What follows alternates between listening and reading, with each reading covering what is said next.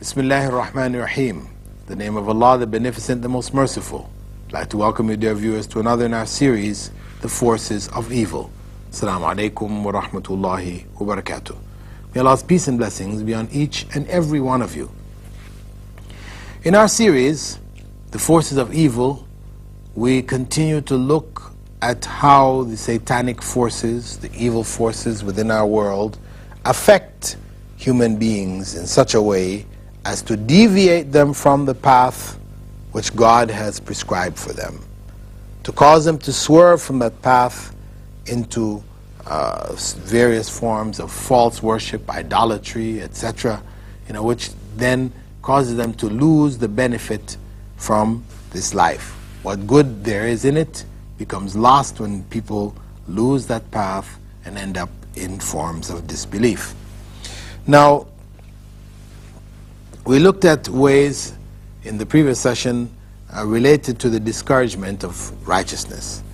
We're continuing to look now in terms of issues of satanic worship, where on one hand, where people take up legal systems which are other than the systems revealed by Allah, where Allah says, فَمَنْ لَمْ يَحْكُمْ بِمَا أَنزَلَ اللَّهُ فَأُولَٰئِكَ هُمُ الْكَافِرُونَ. Whoever doesn't judge by what Allah has revealed has become a disbeliever. We have divine revelation, guidance for us. And this is what should govern the lives of the Muslims. Where Muslims leave the principles of divine revelation and they accept and go wholeheartedly into systems of Western democracy, which is secular democracy, then they end up losing their way. Because these systems were basically designed for a society which didn't believe in God. By rejecting God, rejecting things which are attributed to God of revelation of goodness and righteousness, trying to define good and evil from a human perspective, with humanist values, developing new principles of determining good and evil, what they have done is they've created another set of confusion and chaos for society, because you cannot establish any forms of morality with such a flexible system, a system wherein what is good today can become evil tomorrow, what is evil today can become good tomorrow. So such a system lacks any kind of moral foundation, and in fact becomes a form of satanic worship, where we end up worshiping our own desires. As Allah also says in the Quran, have you not observed the one who has taken as his Lord his own desires? And Allah says, describing some of the people of the past who went astray, اتَّخَذُوا أَحْبَارَهُمْ وَرُهْبَانَهُمْ أَرْبَابًا مِنْ دُونِ اللَّهِ. They took their rabbis and priests, monks, as lords besides Allah. That people, in attributing to these other sources the right to decide for human beings primary laws, then they end up making these other sources like gods. They've put them on the same level as God. Of course, as human beings, we may get together and try to work out some personal and individual need. We develop a principle which may not be applicable throughout the world. It just solves our individual problem here and now. However, the general principles which should govern people's lives throughout the world, wherever they may be, these principles need to come from God, so that it will be free of the human bias which tends to not fulfill principles of justice due to family considerations or personal considerations. People tend to favor others, favor family over others, and unfortunately this may even affect our very belief and practice itself. Also, what is introduced through this channel is that of grave worship, where people of the past who are righteous are now elevated to a point where we may call on them in worship, call on them in prayer, call on them in times of need, and this in fact ends up being a part and form of worship itself. So, and of course it becomes a satanic form of worship, because if we're not worshiping God, then ultimately we're worshiping Satan. If whatever we're calling God and we're worshiping and thinking it's God, And what we've ended up what the type of worship we end up doing is in fact a satanic worship, because the divinely ordained worship is one wherein we only direct our prayers to God alone. Now, one of the ways in which people may be drawn to satanic worship is also raising the issues of good and evil. Where did evil come from? If we have a good God, God is all good, He's all powerful, so where did evil come from? It must have come from an evil source in the world. This evil source has the power to create evil. We're not going to attribute it to God. So then what we have in fact is another God, a God of evil, as developed in the Persian system of dualism, where you had two gods, Ahura Mazda and Angra Mainyu, a god of good and a god of evil. And people ended up worshipping both gods. We also find amongst human beings Satans or devils working amongst us. Prophet Muhammad ﷺ, in a hadith narrated by Ibn Mas'ud, had said, Al-kahana hum shayateen al-ins. The fortune tellers are the devils amongst human beings. They function as devils. Why? Because they are inviting people into corruption. People are attracted to them because of what they offer. Everybody wants to know the future. Everybody would like to know what's going to happen tomorrow so I can, plan my business accordingly. You work on the stock market. You want to know which way stocks are going to go. So if somebody's able to offer you, a foolproof method or a method which is mostly right, then people are going to be attracted by such claims and such promises. You also find individuals in the past as well as in the present, who have attributed to themselves some form of godhood. You have today Sai Baba in India, who has over 8 million followers believing that he is God incarnate. He walks on the earth.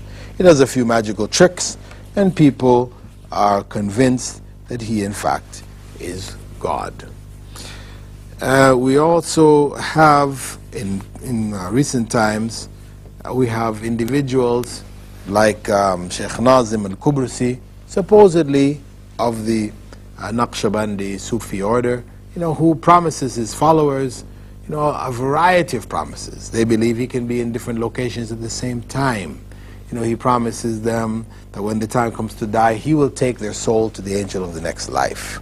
And that when we are being questioned in our state of the grave, that he'll be there to give us the answers, to prompt us with the answers. So he's sort of promising his followers guaranteed paradise if they submit their wills to him. These are various individuals who are involved in deviation, who act as satanic forces amongst human beings, and who call people ultimately to some form, shape or form of satanic worship, what we would call satanic worship. Because as we said in the very beginning, if we're not worshiping God, then we're worshiping Satan. Though we may call the gods we're worshiping a variety of different names, whether we call them Ganesh or Krishna or whatever, we give them those type of names, or we give them some other names, of other gods or spirits or whatever. It doesn't matter what name we give them. In the end, if we end up worshiping these individuals, they become a part and parcel of our worship, then we have destroyed our faith in God and in fact ended up worshiping other than God. Because these forces that we may think to worship are just equivalent to human forces. They depend on God for success and failure in their own lives, and they were creatures of God. They're not gods. They do not contain within themselves even the powers of God. So this basically, we could call this the fourth characteristic or the fourth area in which the satanic forces operate and create amongst humans some kind of confidence about something which is in fact satanic in its core, something which will bring them closer to disbelief than bring them closer to Allah. Because the way that the Prophet left is a very simple way. It's not very complicated. The pillars of Islam, pillars of Iman, how to do them, etc. They're very simple. Though it's a little elaborate, you could need somebody to explain it to us. But once we've understood it, it's very, very simple. Satanic force tried to make it complicated, make it confused, bringing in opinions, etc. of individuals who had no evidence to support their opinions. So in this way, Islam, which is very clear, very pure, becomes adulterated and it loses its appeal and its attractiveness in the sight of people. So this constitutes our fourth basic area. Now, having looked at the various areas or various ways by which the satanic forces attack us, we need to learn how to prevent these forces from operating amongst us. And I will begin by suggesting one primary preventive method, and that is that we fear Allah and not these forces. The other forces are around us. We cannot stop them from being there. But that our fear of Allah should precede all else.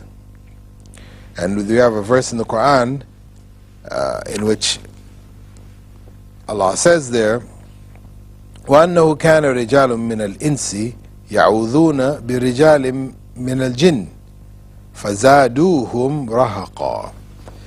Indeed, there were some among men who sought refuge in some among the jinn, but they, the jinn, only increased their fears. Whenever people, in those days, whenever people used to enter a valley, they would seek refuge in the jinn that resided there in the valley, so that the jinn would not terrorize them in their passing through. So they ended up, by depending on the jinn and calling on the jinn, in fact they ended up worshipping the jinn. So our first preventative method is that we fear Allah and not the jinn, that our fear should be directed towards Allah. It is the fear which helps to produce love in our hearts, because the love and the fear of God are two sides of the same coin. Love has to be there to do our righteous deeds. Out of love, ultimately, is what we strive for. Doing it because we've been commanded to do it is the basic. But doing it out of love of God, seeking to please God, this is the higher level. Now, satanic forces may try to dissuade us or may try to turn us away from this basic worship by what we spoke of before, creating doubts, making what is pleasing attractive to us, even though we know behind them there is sin. We also have discouragement from righteousness, and we also have where the satanic forces will influence even our dreams and our concepts. So what we need to do is to fear Allah. Our fear of Allah should be unique to Him. We don't fear Him the way we fear other creatures of God. A lion breaks loose from a cage, we're afraid of that. But we're afraid for the evil consequences that will happen if the lion catches us. In the case of Allah, we should fear Allah, fear His displeasure. Not fear so much the punishment that will come, because of course we should fear that. We should not want to fall into punishment. However, even more important, even though we don't necessarily know the reward of a particular act, but we know that it is something which has been prohibited, that one who doesn't do it is rewarded, it's enough for us to try to do the things which are more pleasing to God, the things which will bring us into groups with other people who are striving to do the same. The other principle, in a ways of preventing satanic forces from destroying our lives, destroying the goodness in our lives, is that of working on our sincerity, that we are sincere in our worship of Allah. That it is only in that sincerity, if we have the correct knowledge of who Allah is, that we can really attain the true rewards from Salah.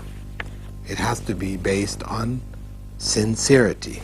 And as Allah has told us in the Quran, وَمَا أُمِرُوا إِلَّا لِيَعْبُدُوا اللَّهَ مُخْلِصِينَ لَهُ الدِّينَ. They were only commanded to worship Allah, making the religion sincerely for Him.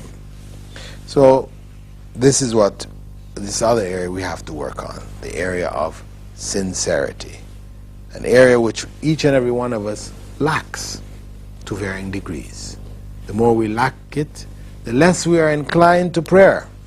The more we have it, the more we are inclined to our prayers themselves. Now, The other area which could be added to this of preventative areas is that of using the various supplications which the Prophet gave in our daily walk of life, whether it be going to the bathroom, things concerning the home, and we're going to look at the home issues in more detail, but even things concerning outside the home, where Allah has told us through His Prophet ﷺ that there is danger, there are satanic forces and harm out there if we don't try to keep within certain bounds. For example, the Prophet ﷺ had said that we should bring children in from the outside about an hour before Maghrib, and neither ourselves nor our children should be left outside of the home after Maghrib. It's a basic teaching of the Prophet.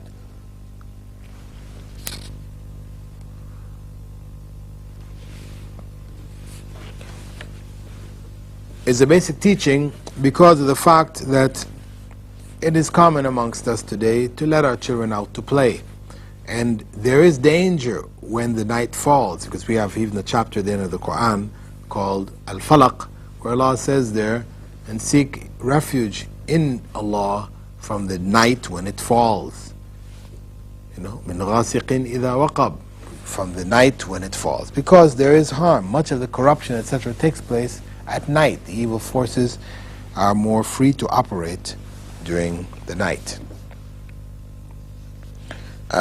Also, with regards to this, is that we try to seek refuge in Allah when we become angry, to avoid excessive anger, because it can cause people to go astray. You hear of people trying to do the right thing, but they're angered by people who are also themselves trying to do good, but their method of trying to promote good, for example, amongst them may not be good.